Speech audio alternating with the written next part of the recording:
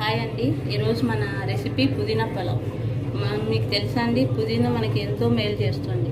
ఇది జీర్ణ వ్యవస్థకు కానీ ఒక ఇమ్యూనిటీ పెంచే బౌల్లో జలు calcium, iron, potassium, vitamin C కూడా ఉంటాయి. ఇవి మన ఆరోగ్యానికి ఎంతో మేలు చేస్తాయి. పుదీనా పలావ్ను ఎలా తయారు చేయాలో ఒకసారి చూద్దామండి. కావాల్సిన ఇంగ్రీడియంట్స్ చూద్దాము. పుదీనా, 1 కప్పు పుదీనా, సాజీరా, దాల్చిన చెక్క,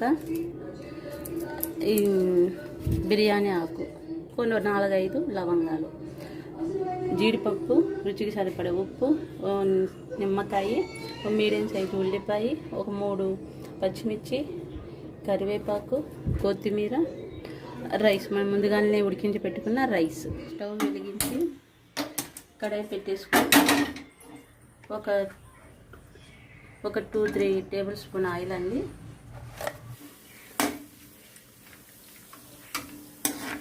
కొంచెం గోల్డెన్ కలర్ వచ్చాక మన జీడిపప్పు, ముందుగా కట్ చేసి పెట్టుకున్న ఉల్లిపాయ ముక్కలు, పచ్చిమిర్చి ముక్కలు అవుతాయండి.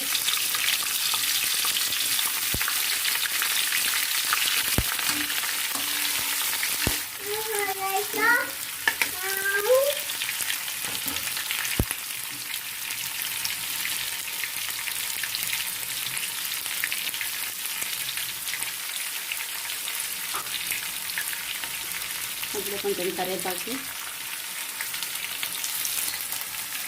అల్లం వెల్లుల్లి పేస్ట్ ఉందా చెప్పలేదండి, 1 స్పూన్ అల్లం వెల్లుల్లి పేస్ట్,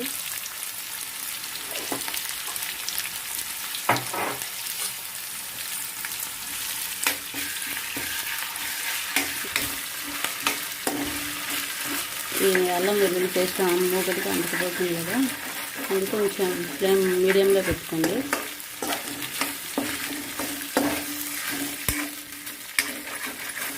మిక్సీ కొట్టిన పుదీనాని వేసేసుకున్నామండి.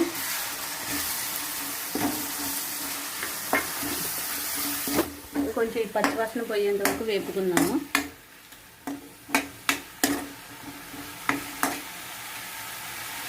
సాల్ట్, రుచికి సరిపడా సాల్ట్ వేసుకున్నామండి.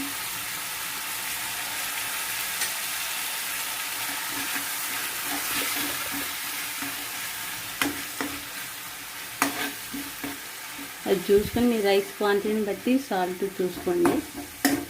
నేను నా రైస్ క్వాంటిటీకి సరిపడా సాల్ట్ వేసుకున్నాను. ఇది కొంచెం పుదీనా పచ్చివాసన పోయేంత వరకు వేగాక మనం ముందుగానే బాయిల్ చేసి పెట్టుకున్నాం కదండి, రైస్ కలుపుకొనేసి వేసుకున్నామండి.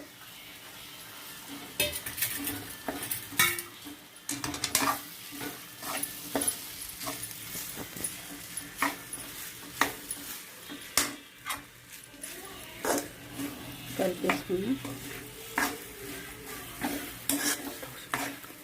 స్టవ్ సిమ్లో పెట్టేసుకోండి, లేకపోతే అడుగు మాడిపోద్ది.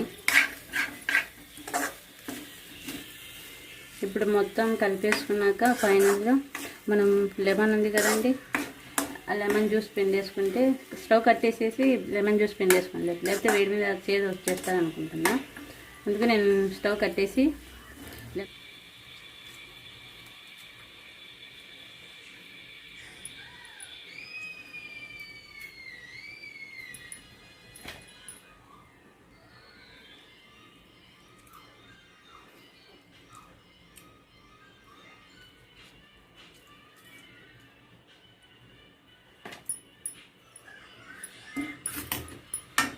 గార్నిష్ చేసుకుని కొత్తిమీరతో సర్వ్ చేసుకుంటే మన పుదీనా పలావ్ రెడీ.